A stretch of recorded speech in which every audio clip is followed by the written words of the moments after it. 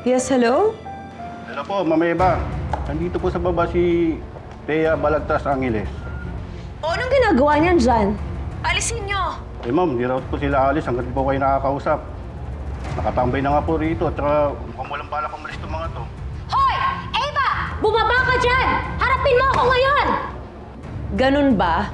Pwes sabihin mo bababa ako dyan. Hindi po ma'am. Bababa na raw po siya, huwag lang ako kayo manggulo.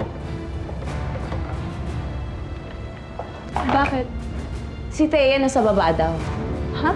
Lagot ako kapag nakita niya ako dito. No, kaya nga dito ka lang eh, hindi ka bababa. Gusto niya ng gulo, pwes pagbibigyan ko siya. Salamat sa pagpunta. Upo ka.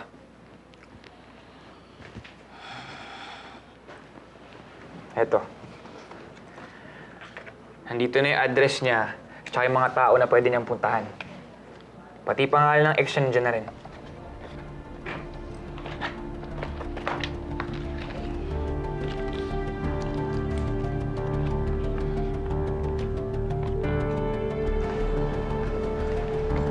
Ano na naman problema mo, Thea? Tuwing nakikita ko yung pagmumukha mo, minamigraine ako. Ikaw ang problema ko. Alam kong may kinalaman ka sa nangyari sa amin kagabi. Wow! Ang bilis mambintang, ha? Di ba magkasama tayo kagabi sa party? So, ano kalalaman ko dyan? Wait lang, ano ba kasing nangyari? Hindi naman sa concerned ako or anything. Curious lang ako sa kapraningan mo. Hoy! Curious mo mukha mo! Alam mo ba pinaulan na ng bala ang bahay namin kagabi? Munti kami mapatay? Oh my God! Seryoso?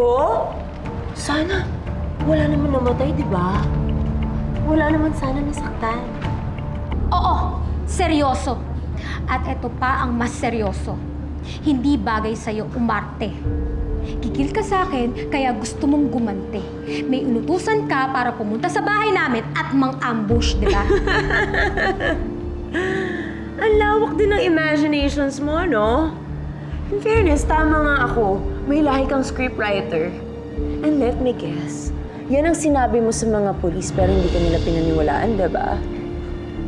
What if ikaw ang i-countersuko ngayon dahil sa mga ginagawa mo sa akin, ha? You're accusing me of something na wala naman akong ginawa. Yan ang hirap sa'yo eh. Masyado kang fixated sa akin. Lahat na lang na nangyayari sa'yo, ibinibintang mo sa akin.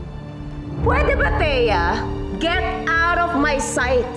Ayokong paglihan yung pagmumukha mo. Halika dito, hayop ka! Ikaw! Sabihin ko, ikaw nag-utos kagabi para manggulo sa bahay namin. Ano? Baliw ka Tigilan mo na! kami! Baliw ka na nga talaga! Kaya!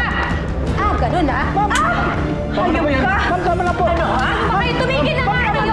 ka? Kaya! Masyado kang baliw! Huwag na nga kayo mag-away, Kaya!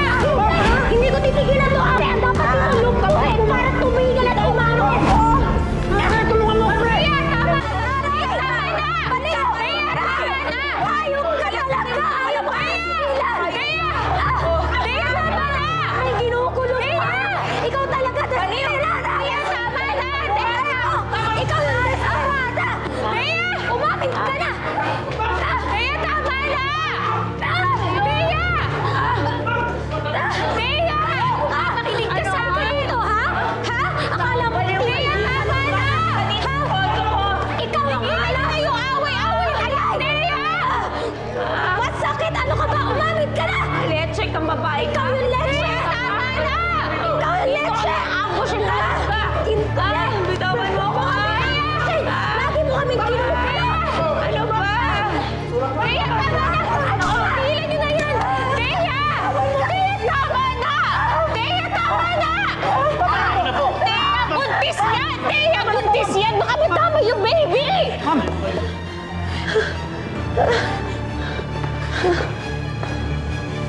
I'm sorry, ma'am. Pero you lost your baby. Nakita sa ultrasound niyo na mahina na talaga ang bata. Hayop ka, Thea! Hayop ka! Kapag may nangyaring masama sa baby ko, idedemanda kita! Papatayin kita! Aray! Guard! Samahan niyo ako! Samahan mo na, pre. Papacheck ako! Hayop ka! Babalikan kita! Hayop ka!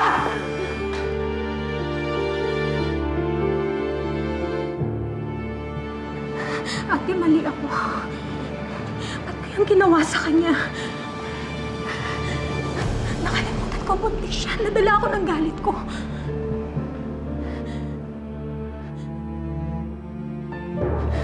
Ate, halika. Saan ka pupunta? Susundan natin si Eva.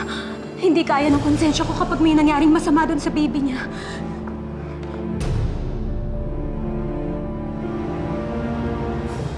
So far, okay naman ang speculum exam namin sa'yo.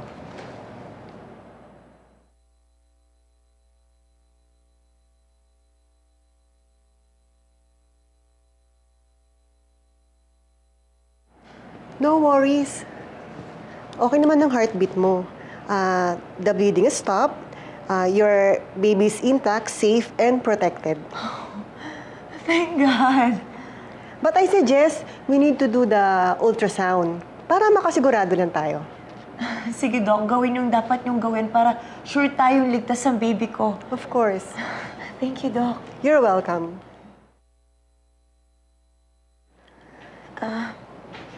Nurse, baka pwedeng pakuha yung phone ko. May tatawagan lang ako. Okay po, ma'am. Thank you.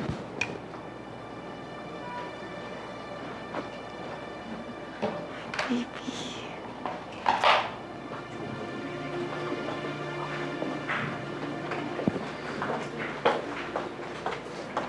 Ate, sana walang mangyaring masama dun sa baby. Ate, hindi ko talaga sinasadya. Nadala lang talaga ako eh. Ma'am, ito po. Thank you. Ma'am, tawag lang po kayo kapag may kailangan po kayo, ah. Okay Yes, po. I will. Sige po. Thank you. Thank you po. Miss, kamusta yung pasyente sa loob yung body, si Eva Imperial? Okay na ho siya. Pinagpahingal na sandali, Doc, dahil may iba pang procedure. Salamat. Salamat sa Diyos, ate. Thank you po. Ate, buti na lang wala.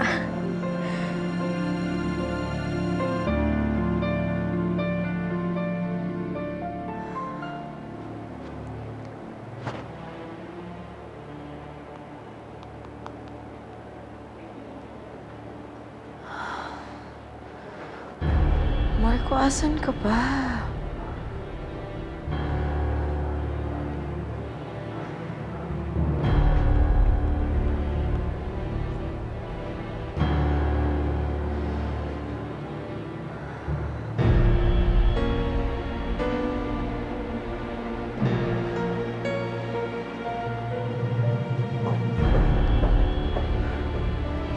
Thea, Mama, totoo ba na muntik ng makunan si Eva dahil sa'yo? Did you really attack her?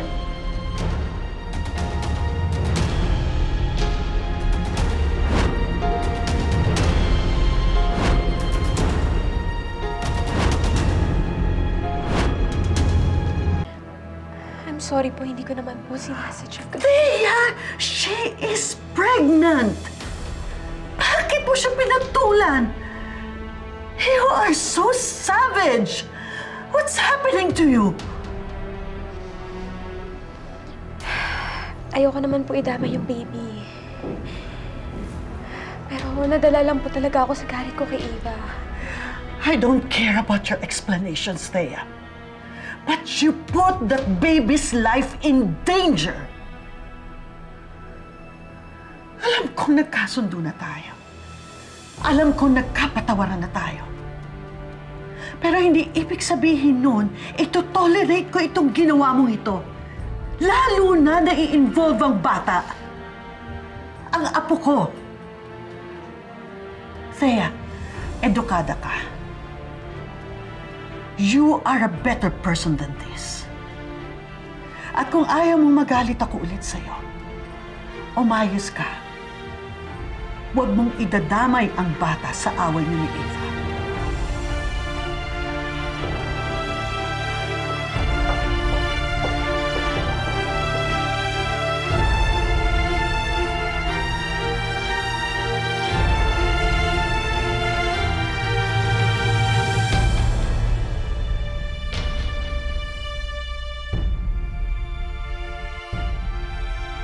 And I know Thea got the message. Matalino siyang babae.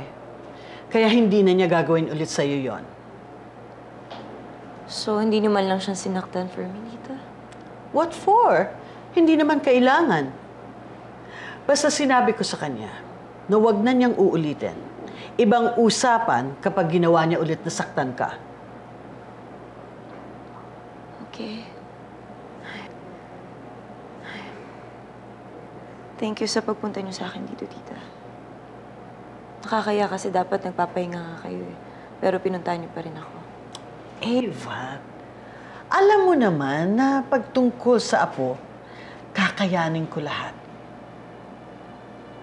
Oh, by the way, gusto kong makausap ang doktor mo. I want to make sure that you and the baby are fine. Tita, no need. Actually, nakausap ko naman na siya eh. Ang sabi niya, malakas daw yung kapit ng baby, so no need to worry. Everything's fine. But I still want to make sure. Huh? No, tita. You shouldn't be stressing over this. Tita, I got this, okay? I'm okay, my baby's okay. Safe po siya. Anyway, nasan po ba si Marco? Alam na ba niya nangyari sa akin? Well, gusto ko nga, kanina ko pa, akin yung handbag ko. Kanina ko pa tinatawagan, pero hindi sinasagot ang telepono. Hindi ko alam kung nasaan ang batang yun. Tatawagan ko ulit. I really appreciated you for visiting me. Oh, no problem, Iha.